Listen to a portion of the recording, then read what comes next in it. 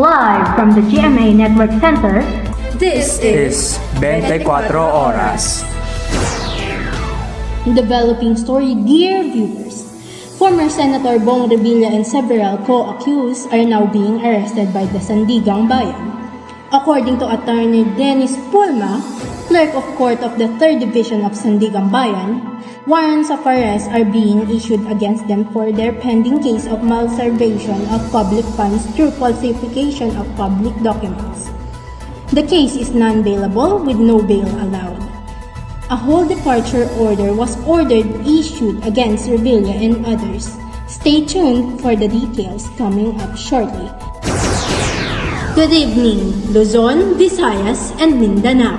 A lawyer is impeaching President Bongbong Marcos. That is the first impeachment complaint filed in the House of Representatives against the President. The former President Rodrigo Duterte filed a complaint against the International Criminal Court and against unprogrammed items in the country's budget. But there are doubts about the motive of the impeachment complaint. Carylei Gumtang has the answer. A lawyer filed an early impeachment complaint against President Bongbong Marcos. According to attorney Adrea de Jesus, who filed the complaint, the president should be impeached due to graft and corruption, culpable violation of the Constitution, and betrayal of public trust. 5 impeachable offenses were mentioned by de Jesus based on an impeachment complaint. That was the first order issued by former President Rodrigo Duterte to the International Criminal Court.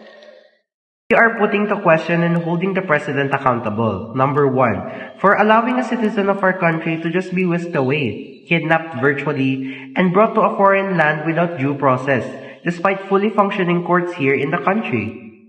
Jesus also mentioned the impeachable offense of the president to the veto, the unprogrammed appropriations in the 2023, 2024, 2025, and 2026 budget, which returned benefits to kickbacks from budget insertions and ghost flood control projects, and the establishment of the Independent Commission for Infrastructure to protect allies and also included in the impeachment complaint, along with the allegation of the president's drug use. We're also putting to question the fitness of the president to still govern our country. If you will notice, for some it might be laughable, for some it might be trivial, but an allegation that our sitting president might be somehow involved in an addiction of some sort to prohibited drugs should be alarming, and we are holding the president accountable as well. According to de Jesus, he has no connection with the president or vice president Sara Duterte. You're asking if I'm affiliated with the Dutertes. No, I am not. No, I have no links with the president. I have never met the president or the first lady. That's the thing. There's that accusation that this is intended to trigger the 1-year ban, right? The impeachment complaint was endorsed by House Deputy Minority Leader and Pusong Pinoy Party List Representative Journey Jet Nisay. Nisay is one of more than 200 congressmen who took part in the impeachment complaint against Vice President Sara Duterte, and also one of those recommended by the Independent Commission for Infrastructure for the benefit of the Ombudsman, cognized in the illegal flood control projects. This is what the people want to talk about. Not only on social media, this is what we will bring to the right forum. And we believe in Saligang Batas, the public office of the public trust, that no one, not even the president, is a bangalore. So he said that we should be able to answer. So maybe the truth of the cases will be answered. Nisay made it clear that he will not help in the camp of Vice. House Secretary General Cheloy Garafil accepted the complaint on the morning at 8:45. In a statement, Garafil said that he will transmit the complaint to the Speaker in accordance with the Constitution and the rules of the Camara. In the rules on impeachment of the Camara, that only one impeachment complaint can be initiated against an impeachable official within a year. The complaint was not deemed initiated earlier because it has not seen yet referred to the House Committee on Justice. Once the first one is deemed initiated, it will set a bar for all other impeachment complaints, so they have to. If they intend to file an impeachment complaint, they must to do at the soonest possible time so that is not barred by the 1-year bar rule. Because if the other one is already started, there will be no more impeachment complaints as far as the same impeachable officer is concerned. included in the order of business and soon enough will be referred in the Justice Committee. Rest assured, the Justice Committee is ready to receive an impeachment complaint. The one who refers impeachment complaints to the committee in the House Committee on Rules, which is chaired by the presidential son and House Majority Leader Sandro Marcos. In this particular case, I think there is no choice for him because it really says that it has to be referred to the Committee of Justice. So even if he is the majority leader and even the impeachable officer that he's complained of in his father, he can do anything because the producer is after it is included in the order of business. Then in 3 days, it has to be referred to the Committee of Justice. We are still trying to get a hold of Congressman Marcos, while Senior Deputy Minority Leader Edgar Erice is confused why De Jesus filed a complaint against the president. I just found out back in 2024 November, sometime in November, the same attorney Andre De Jesus filed a disbarment case against Attorney Glenn Chong for some statements vilifying the First Lady. I'm sure that he filed a case against Attorney Glenn Chong to defend the First Lady. Representative Paulo Duterte's suspicions are that De Jesus claimed to protect the president from other impeachment complaints.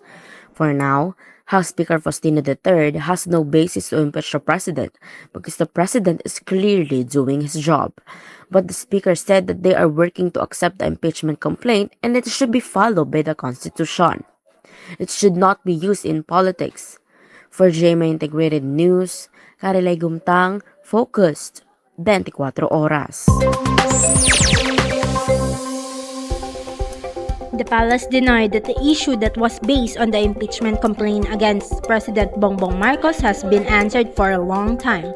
Although there is no information on the intention of filing it, Palacio claimed that the endorser was one of the 8 contractors mentioned by the ICI. Garcia has the answer. President Bongbong Marcos used no basis for the impeachment complaint according to the palace. These issues had been answered for a long time. It has been explained for a long time. This has no basis. All the work of the president is in the accordance with the law and the Constitution. One of the alleged bases of the complaint is the claim that the president allowed former President Rodrigo Duterte to be kidnapped.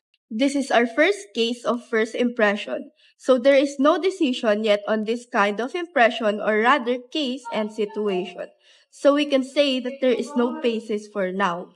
The palace added that the president has not yet given a reaction to the impeachment complaint against him and is busy with work. But according to Castro, the president respects the process and trusts Congress as the institution tasked with hearing it. We respect this process and trust that Congress, as a co-equal branch of the government, will discharge its duties with honesty, integrity, and fidelity to the rule of law.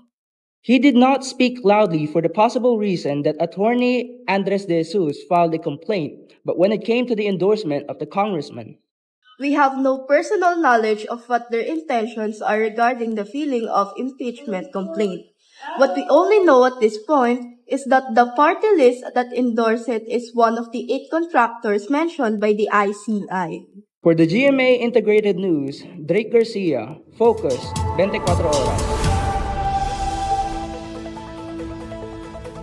Related to what Erice said, according to De Jesus, he supposedly just used examples or statement of Attorney Cheyong against the First Lady in this disbarment case. He did not embody or defend the First Lady. He repeated that he has no political affiliation. He also served as the counsel for PDP Laban Duterte Wing, but he does not mean that he is an ally of Duterte. A man was injured in Quezon City after he was beaten and stabbed in the chest in the riot by 2 groups. Almost 70 teenagers are accused. John Michael Santiago will take it away. Some youths ran away and threw bottles at each other in Barangay Greater Lagro, Quezon City on Saturday afternoon. Moments later, others could be seen ganging up on them and beating them. The youths quickly dispersed, and the one left on the grass was a bloodied 16-year-old boy who was reportedly stabbed in the torso amid the riot. The victim was taken to the hospital where he was stabbed in the back and side of the hand. He is still in the hospital. According to the police, the two groups of teenagers were stabbed in the road. The cause of their fight was stabbing in the two gangs in their previous garage. That's when they reached Neapolitan. That's where their meeting place was. We also locked their cell phones. They have GC, which is where they run. 6 or 7 youths were arrested at the police station, most of them men, while 4 women aged from 11 to 16. Some are residents of Quezon City and some are residents of Caloocan. We called their friends and then invention was done. We are overriding them in the barangay of social media invention also.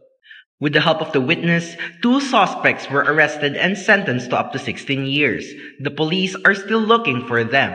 In the hospital, one of the suspects was shown to be the victim. He was positive that they were the only ones who jumped on him. The suspects will be punished for the complaint of a frustrated homicide. It is a big responsibility of parents to take care of their children and friends. It is also good that they look at the cell phone in which their children are going so that they can avoid this kind of trouble. For the GMA Integrated News, JM Santiago, 24 Horas. Before the issuance of the arrest warrant, the Sandigan Bayan rattled off to its various divisions that the cases filed against former Senator Bong Revilla and some former officials of DPWH Bulacan.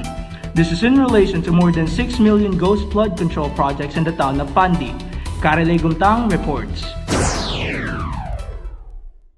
The Sandigang Bayan did not waste time after the Ombudsman filed graft and malversation cases last Friday against former Senator Bong Revilla and former DPWH Bulacan officials, including Bryce Hernandez. The raffle was conducted immediately this morning. This is regarding the over 92 million peso ghost flood control projects in Pandi, Bulacan.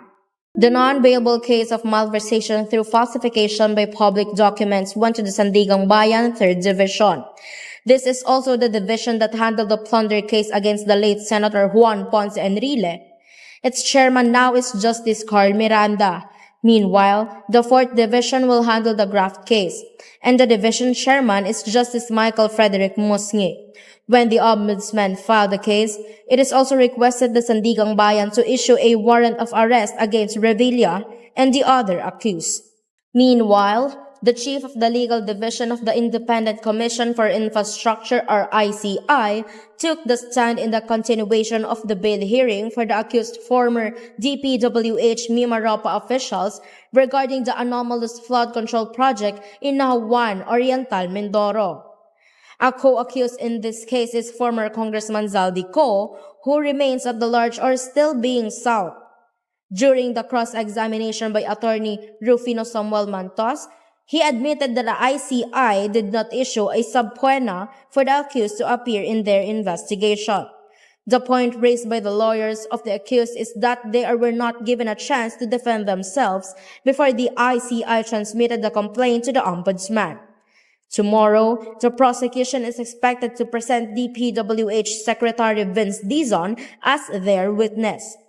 For GMA Integrated News, Carylei Gumtang reporting for 24 Horas. Let's have some good news. A new source of natural gas has been discovered in Palawan. According to President Bongbong Marcos, it can supply electricity over 5 million homes for a year. Drake Garcia reports. It has been almost 3 years since the service contract was extended for the production and exploration of new sources of gas reserves from Malampaya, which at that point was already depleting. According to the Department of Energy's estimate back then, the natural gas supply in Malampaya would only last until 2027. But today, President Bongbong Marcos happily announced that a new source of gas has been discovered, about 50 kilometers from the current location of the Malampaya gas field. The MIE-1 is estimated to contain around 98 billion cubic feet of gas in place. This is equivalent to almost 17 billion kilowatt hours of electricity in a year. This means it can supply electricity to more than 5.7 million households, 9,500 buildings, or almost 200,000 schools for a year. This helps Malampaya's contribution and strengthens our domestic gas supply for many years to come. That is important. especially since starting in 2001, it is estimated that up to 40% of the energy for the entire Luzon is supplied by Malampaya. With the newly discovered gas reserves, the supply will be extended until 2030 or even longer. There are indications that it contains even more gas comparable to the original Malampaya gas field, and of course, most importantly, the country's dependence on imported energy sources like crude oil or coal, which are the reasons for high electricity prices in the country, does not need to increase. The search for natural gas sources under the existing service contract also continues. The next step are the completion and testing of the Camago 3 followed by the drilling of the Pag-asa. Exploration will to pursue more potential gas resources. Service Contract 38 has been operated by the private sector since 2001 and is currently held by Prime Infrastructure Capital Udena Corporation and the Philippine National Oil Company, or PNOC. As of 2023, the royalties collected by the government from the operation of the Malampaya gas field have reached 370 billion pesos. For GMA Integrated News, Drake Garcia, reporting for 24 Oras. Happy Monday, Chica, Kapuso, sending good vibes from the Coco Festival in San Pablo, Laguna. The cast of the upcoming Kapuso afternoon series, Apoy sa Dugo, matched their energy-filled performances with sweet treats and savory dishes from the people of San Pablo. Marian Rabino of GMA Regional TV has the report. If there is a festival that truly shows the resilience, joy, and identity of a city, that is the Coco Festival of San Pablo City, Laguna. This is not just a simple festival for San Pableños because their faith, culture, and creativity take center stage here. There are various activities in the fiestas, but of course, the food trip is indispensable. From classic favorites like nilupak, sinukmani, and kalamay to the more adventurous and unique tasting kulawu, a smoky and savory dish made of eggplant and coconut, the Kapuso stars gave it a taste.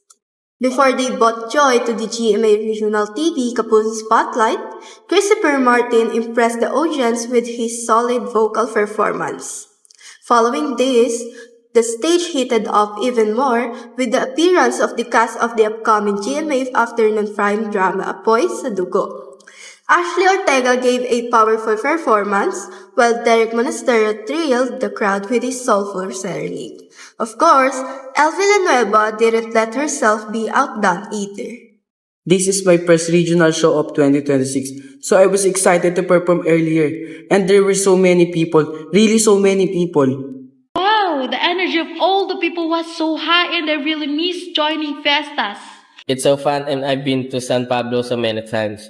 But I can say that their welcome for me still feels fresh. I can really feel the fiesta and the joy of everyone here. Thank you so much for inviting us. Happy Coco Festival! From GMA Regional TV and GMA Integrated News, Marian Rabino, reporting for 24 Oras.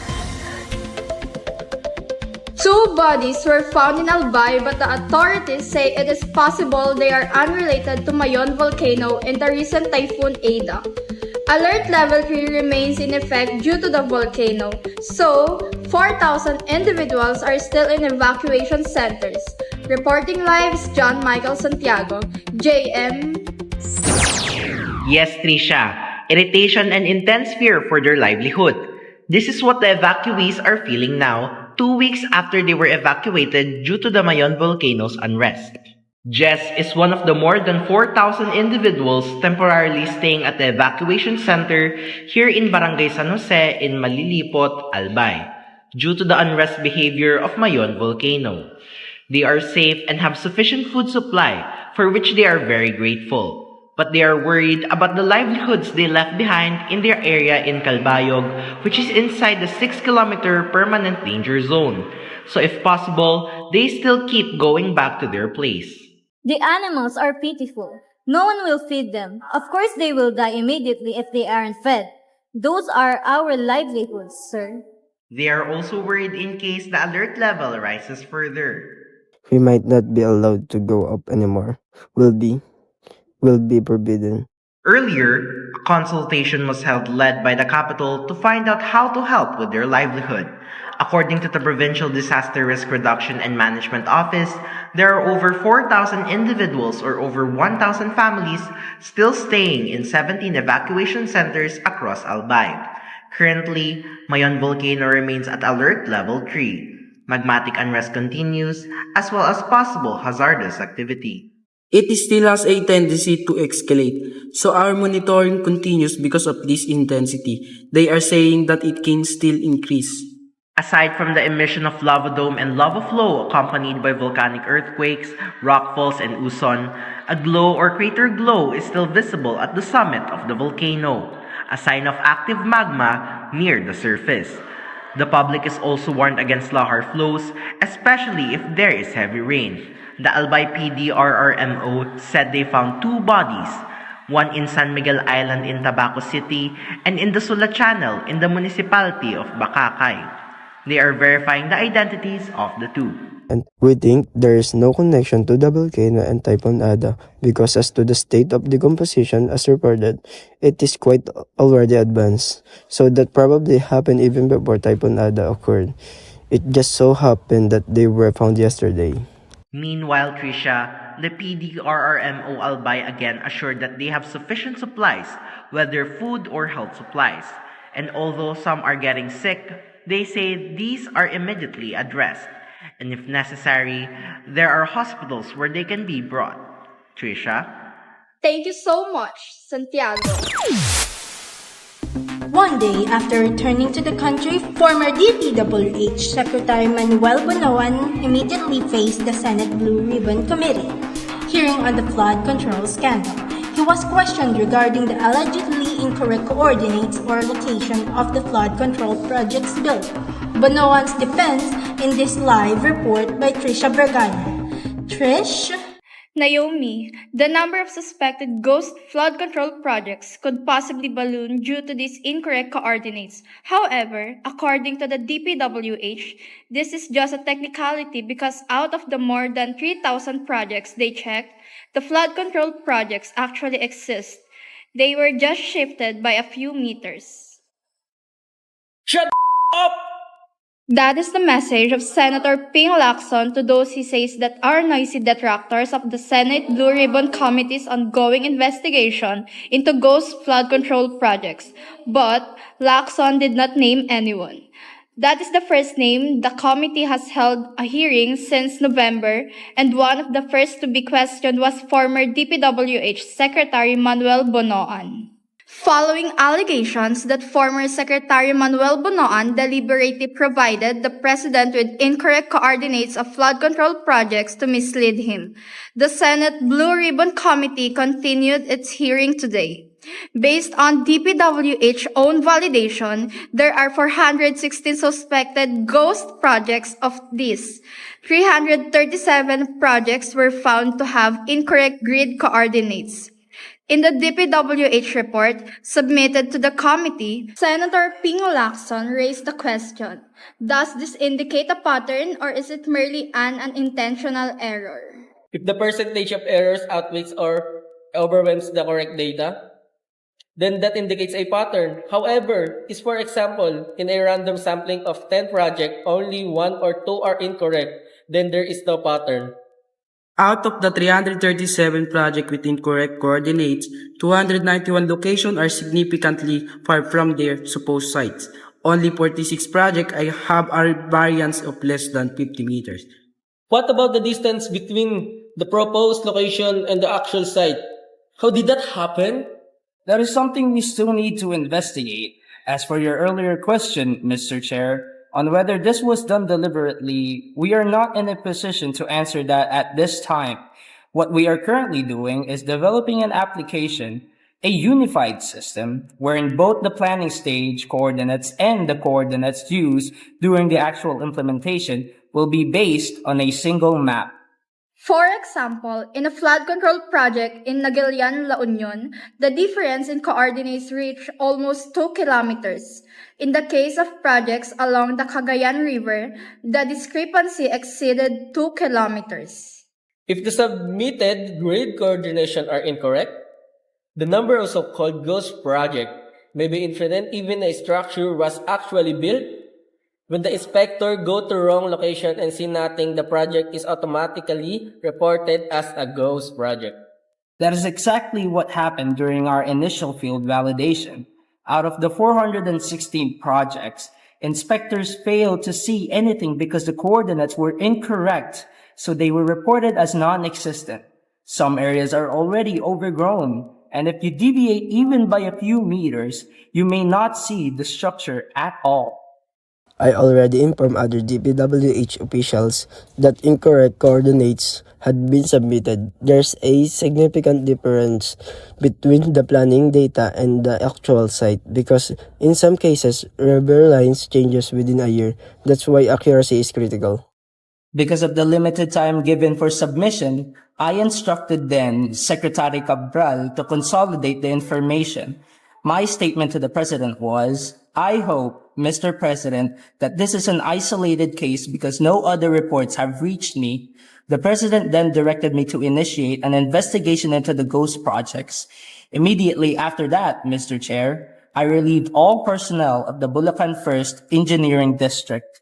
Because the initial coordinates were incorrect, the entire validation process must now be redone. This resulted in wasted time and public funds during the first assessment. The Senate hearing has now lasted for 6 hours. Meanwhile, the court has approved the transfer of custody of former Bulacan District Engineer Henry Alcantara to the Department of Justice. Reporting for 24 Horas, this is Trisha Vergaño. Update on Typhoon Ada. It has weakened as it moves away, so Pag-asa has lowered all wind signals. The center of Tropical Storm Ada was last spotted 465 kilometers east of Casiguran, Aurora. It may weaken further from a tropical depression to a low-pressure area due to the interaction with the cold, dry Amihan winds. Tomorrow morning, the chance of rain is low for most of the country, except for scattered rains in Camarines Norte and Mindoro. Meanwhile, a new LPA might form in the coming days and enter the Philippine area of responsibility. Always stay tuned to I Am Ready. The Department of the Interior and local government is now seeking the cancellation of the passport of businessman Atong Ang, who is facing arrest warrants from 2 courts in connection with the case of the missing cockfighters. Authorities have received at least 17 tips regarding his possible whereabouts. Early this morning, Criminal Investigation and Detection Group, CIDG, personnel rushed to an area in Rosario, Batangas after receiving information about Atong Ang's possible location. They searched the premises to serve the warrants, but the country's #1 most wanted was not found. The individuals at the site denied knowing Atong Ang.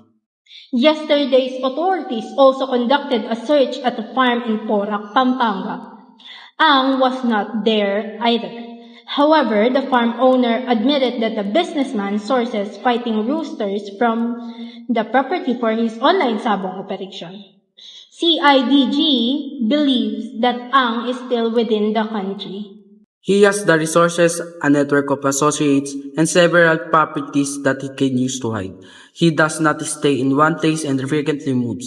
We have intensified monitoring at all seaports and airports. CIDG is also checking exclusive subdivisions. So far, they have received 17 text messages and phone calls providing tips. Some reports claim that the food deliveries, including seafood, has been seen entering his residence. Is it possible to request the cancellation of his passport? Yes, that is already included. We have formally requested it from the Department of Justice and the Department of Foreign Affairs, and it should be processed soon. The public now awaits the result of the investigation into the trash slide in Cebu, now that all the bodies have finally been found. Cebu City Hall says it wants to focus on the search first before pinpointing blame. Yesterday, 10 days since it happened, the last victim was covered. 36 died in total. City Hall statements are currently limited. If there would be an investigation by the DENR, we will support them fully. City is providing financial aid to the families and is studying in the next step for regards to dispersal. 4 sites are currently being evaluated as a potential new dump sites for the city waste. For 24 Horas, Chloe Alonzo. It is a big milestone for the P-pop community because another group has successfully held a concert. That is the first one who is grateful to fans who traveled from different places. Meet Carylei Gumtang. P-pop group First One gave all-out energy in their A1 finale concert last night in Quezon City. The group's performances included some of their hit songs, You Are the One, and Shout Out. First One, consisting of Ace, Alpha, Joker, Jason, Max, and Jay, is thankful that even though the concert was rescheduled, their fans waited for them for one. Some even traveled to watch their idols. Very honored and very overwhelming at the same time. Their effort to come here because there are people from Cebu, Davao, and other countries, Japan, Dingalan from my hometown. For one is really the key to why our dream is still going on. The First One artist, the First One Joker, is full of gratitude to fans and group mates who prayed for his speedy recovery. That's why he gave his best to make for the concert that was postponed in November. It's much better and they're the ones who push me, which is why I'm here. The group was inspired by the warm support of First One, who lined up outside the venue early. We've been waiting for this for a long time, Alpha, but of course they're all our favorites. They're actually our inspiration and they're really good. First One is also frequently seen on several Kapuso programs such as All Out Sundays and TikTok Clock. GMA is like family to us since our debut days, that where we first appeared, and that was during the pandemic. Carylei Gumtang, updated on showbiz happenings. The Department of Migrant Workers has locked down a training center in Malate, Manila, after it was discovered recruiting applicants without a license. The victims were forced to spend thousands of dollars. On to you, Drake Garcia. Migrant Workers Secretary Hans Kakdak himself stormed the office of a training center in Malate, Manila. They say it is recruiting without a license and severely defrauding applicants.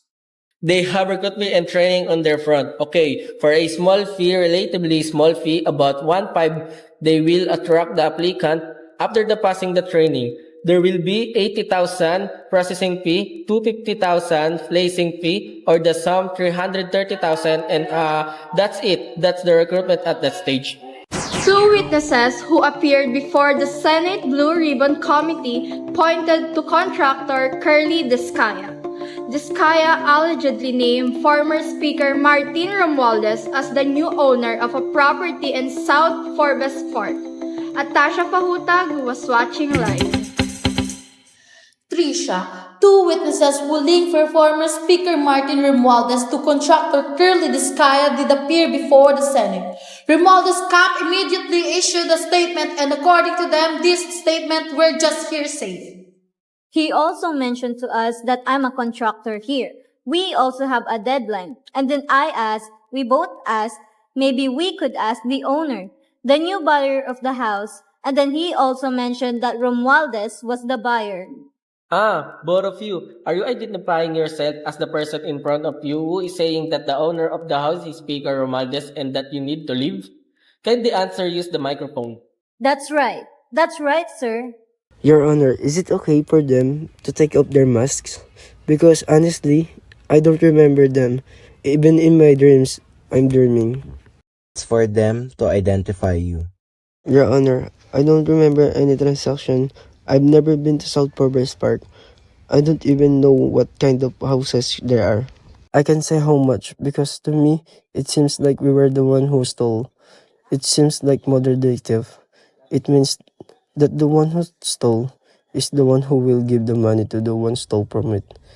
It seems like that. Descaya's promised to the Senate that she would submit the ledger of their projects, including joint venture projects. Your Honor, when I was released last time, the people from the City Hall wouldn't even let us in. They closed our office and revoked our business permit because of lack of an occupancy permit. Now we have no more employees now.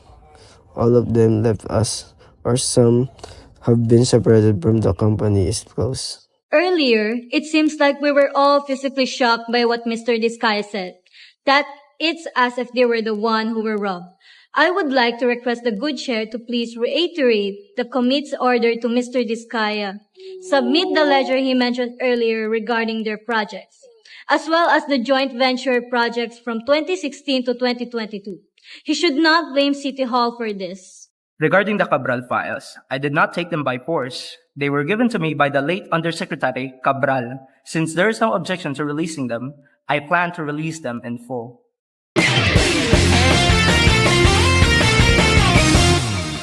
In sports news, the women's volleyball tournament of NCAA Season 101 opens this week. The defending champions, Benilde Lady Blazers, will first face the Mapua Lady Cardinals.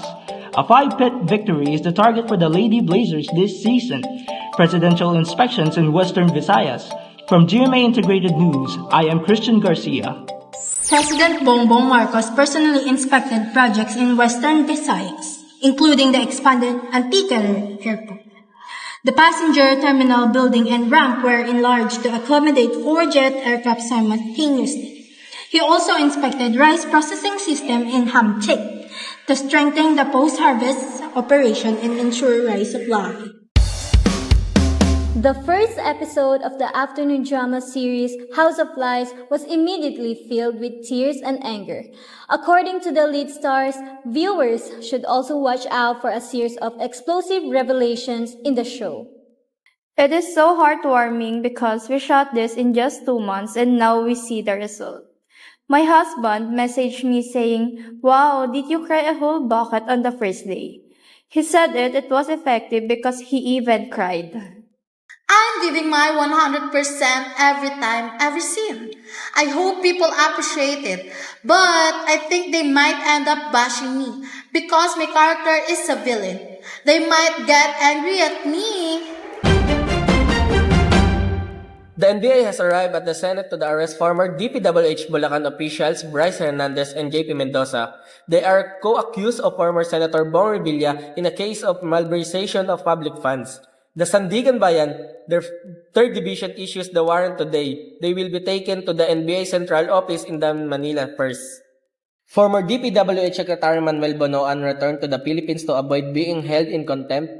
This is his first time back at the Senate after being accused by former Andes Secretary Roberto Bernardo of having 5 million pesos in allocable projects, annually with a 15% kickback. I don't know where that is coming from. Why would those allocations go to me? I deny this, Your Honor. This happened for the last 4 years under your watch. The NBI has filed a plunder complaint against Bonoan, Bong Revilla, Jingo Estrada, and Saldico. The testimony of Roberto Bernardo will be helpful for the preliminary investigation.